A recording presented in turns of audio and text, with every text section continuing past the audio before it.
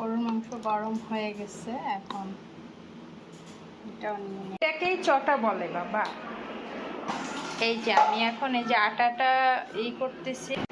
আসসালামু আলাইকুম, সবাই কেমন আছেন? আলহামদুলিল্লাহ আমি ভালো আছি, আপনারা নিশ্চয়ই অনেক ভালো আছেন।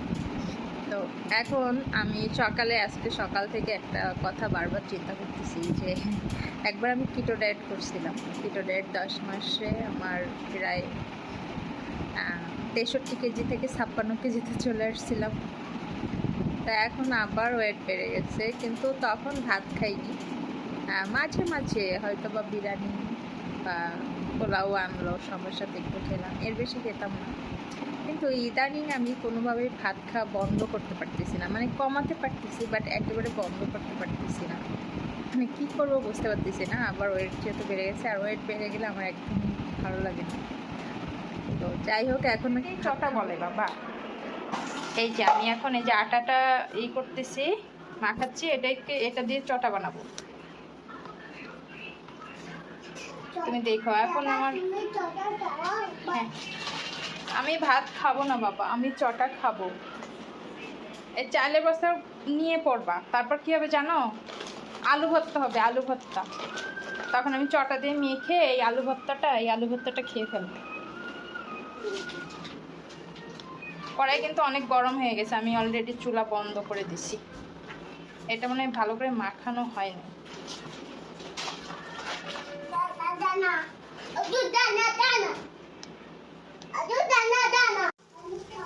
এত শব্দ বাবা। গরুর মাংস আর সাথে নিয়ে নিলাম চটা।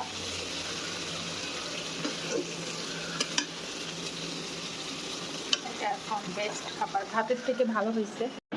বাবা এসো, খাবে এসো, ঝাল লেগে যাবে, এসো।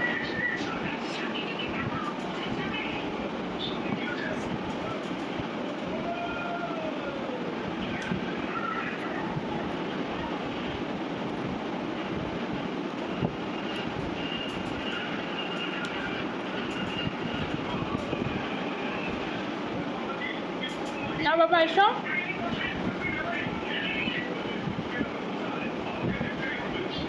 গতকাল থেকেই খিচুড়ি খেতে ইচ্ছা করতেছিল, আর বাইরে আজকে প্রচণ্ড বর্ষা শুরু হয়েছে। তো ফাইনালি খিচুড়ি রান্না করে ফেললাম।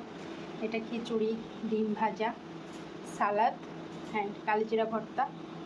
তো ফাইনালি আজকে আমি খিচুড়ি করে ফেললাম।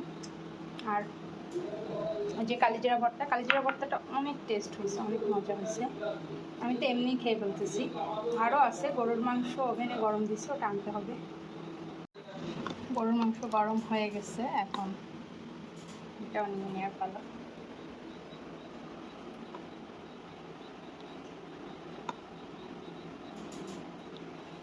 তো কমেন্ট করেন কে কে এটা পছন্দ করেন, কার কার প্রিয় খাবার।